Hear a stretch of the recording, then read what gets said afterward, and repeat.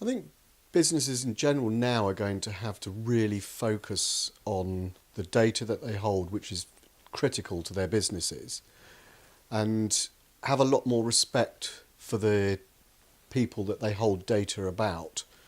I think far too many organisations in the past have felt that they could pay their £35 subscription to the ICO and fill in the initial questionnaire, and that's pretty much all they've had to do to comply.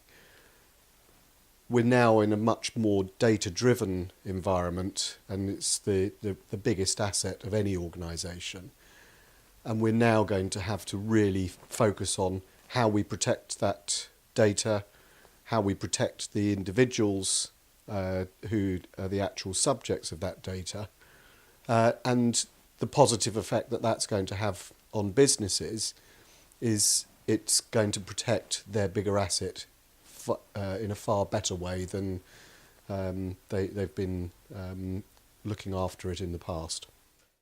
One of the key aspects that is going to affect all organisations that will be subject to the GDPR is being able to respond to what is being termed as a subject access request, an SAR.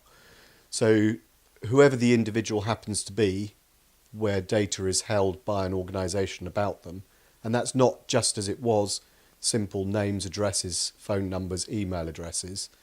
It's now extended to cover things like biometrics, maybe video from CCTV, medical records, usage records.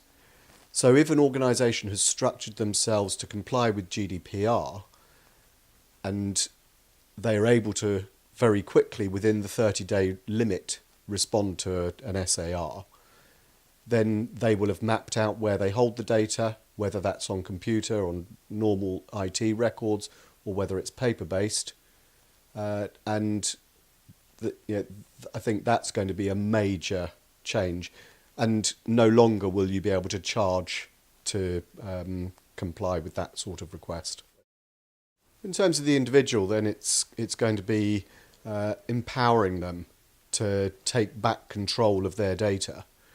Organisations will only be able to use data with their consent for the purpose that they have provided that consent for.